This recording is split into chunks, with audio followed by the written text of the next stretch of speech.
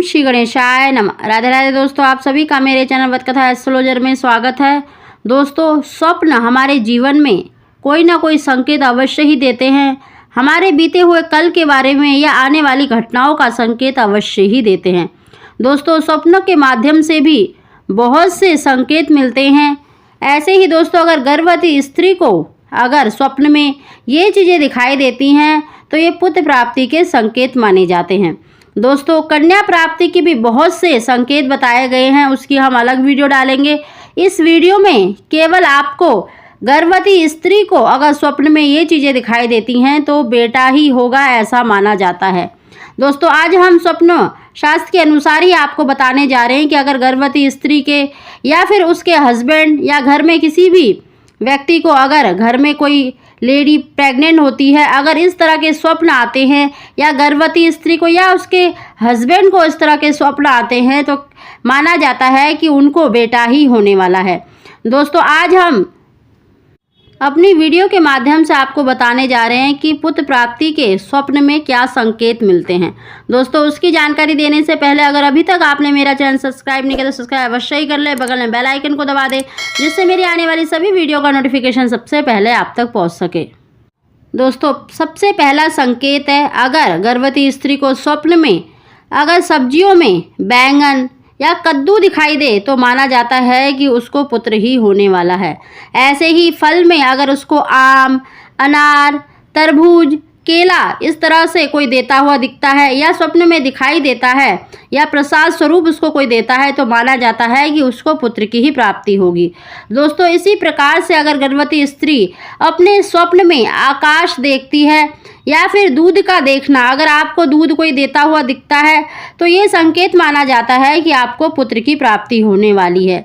ऐसे ही दोस्तों, अगर स्वप्न में आप गणेश जी को देखते हैं या हाथी को देखते हैं, क्योंकि हाथी भी गणेश जी का स्वरूप माना जाता है, तो माना जाता है आपको पुत्र ही होने वाला है।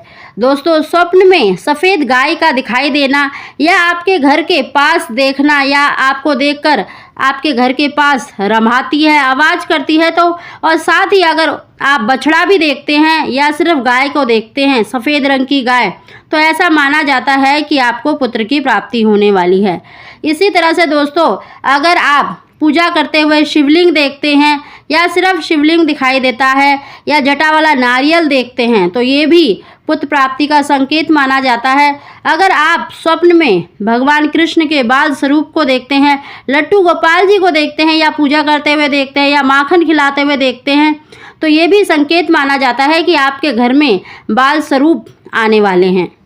माना जाता है कि आपके घर में बाल गोपाल का स्वरूप यानी बेटा होने वाला है। दोस्तों, इसी तरह से अगर आप स्वप्न में अंडा देखते हैं या फिर आप पूजा करते हुए देखते हैं या शंख देखते हैं या शंख बजाते हुए देखते हैं, इसका भी संकेत माना जाता है कि आपको पुत्र की प्राप्ति होने वाली है।